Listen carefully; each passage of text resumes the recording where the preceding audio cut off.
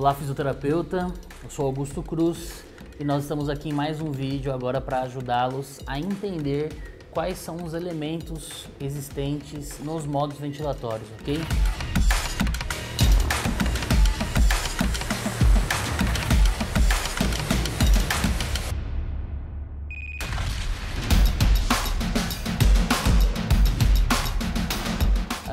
Inicialmente nós vamos falar agora sobre o modo volume controlado, o assisto controlado a volume, que é o modo mais recomendado neste momento de manejo ventilatório do paciente com Covid-19.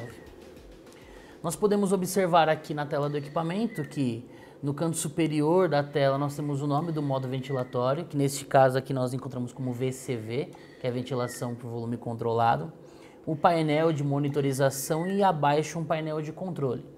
Quais são os parâmetros a serem ajustados no modo volumétrico?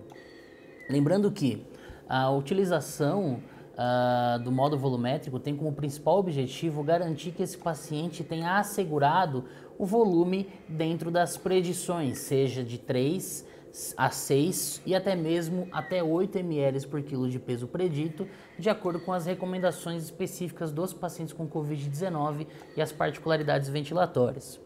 O volume corrente alvo, no caso aqui é o que vai ser garantido, ele deve ser definido de acordo com o já comentado antes em outro vídeo com o professor Fernando, da fórmula utilizada respeitando a altura e sexo do paciente. Além disso, alguns equipamentos têm formas diferentes de garantir o tempo qual esse volume será insuflado dentro das vias aéreas do paciente, dentro dos pulmões do paciente. A partir de 2014, a grande maioria dos equipamentos já dispõe do ajuste de tempo inspiratório, onde você coloca aqui em quanto tempo você quer que essa insuflação aconteça. No caso aqui, nós titulamos 0,8 segundo. Lembrando que as diretrizes brasileiras de ventilação mecânica recomendam que em situações normais os pacientes sejam ventilados entre 0,8 a 1,2. Na maioria dos equipamentos, a pausa inspiratória já é presente na modalidade volumétrica, garantindo assim a boa monitorização da pressão de platô para encontrarmos a driving pressure e até mesmo avaliações da mecânica pulmonar. Neste equipamento, quando nós colocamos um tempo INS de 0,8 com esse volume, o fabricante já deixa pré-programado um platô de 0,3. Conforme nós aumentamos o tempo inspiratório, a proporção desse tempo inspiratório aumenta. Coloquei 1,2 aqui e o platô aumentou para 0,5 segundo. Então vale lembrar que nós temos 0,8 tempo inspiratório, sendo que destes 0,3 segundos são de pausa inspiratória, ok? Nós chamamos de tempo de platô. Em alguns equipamentos mais antigos, na verdade nem tão assim, atrás de 2014, o ajuste de tempo INS ele era dado através do fluxo. Então ajustava-se o fluxo para que se chegasse a um tempo inspiratório dentro do resultado desta fórmula, do fluxo conhecido com o volume alto. Quanto maior o fluxo, menor o tempo INS resultante, ou seja, uma quantidade maior entraria em menos tempo, gerando assim, alcançando esse volume num tempo inspiratório menor. E o contrário também é verdadeiro. Quanto menor o fluxo, maior o tempo INS, pois demora mais tempo para que haja o preenchimento e que seja alcançado o volume alvo, ok? Lembrando que elas são variáveis e resultantes correlatas. Se eu altero o tempo INS na modalidade volumétrica, consequência disso, eu modifico o fluxo. E o contrário também é verdadeiro. Se eu modifico o fluxo, em consequência disso, eu modifico o tempo INS também, ok? Então, na modalidade volumétrica, nós temos essa particularidade, diferente das modalidades controladas à pressão.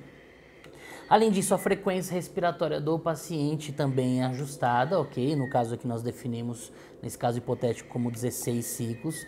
Lembrando que a frequência respiratória normal da ventilação mecânica ela pode variar de 12 até 20 ciclos por minuto.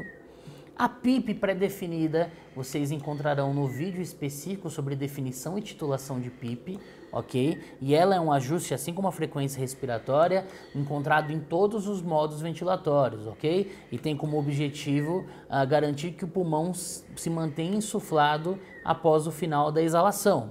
Recomenda-se que os pacientes com Covid-19 utilizem uma PIP aí mínima de 10 centímetros de água, mas vocês encontrarão dentro da nossa lista de vídeos a forma correta de se titular a PIP, ok? Além disso, a sensibilidade ou o trigger, que nada mais é do que a garantia de que, caso o paciente realize um esforço inspiratório, o ventilador mecânico reconheça. E existem duas formas de controle, a fluxo ou a pressão. Quanto maior eu deixo esse trigger, essa sensibilidade, mais difícil é para o equipamento reconhecer o esforço do paciente. Quanto menor eu deixo, mais fácil é para que, em um eventual esforço inspiratório, o paciente tenha, assim, o disparo realizado.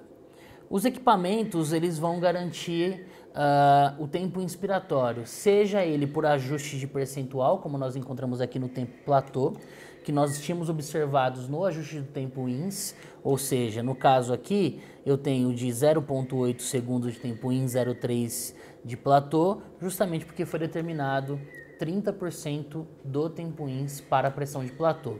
Alguns outros equipamentos já dispõem de pausas fixas e outros equipamentos eu ajusto isso em tempo, ok?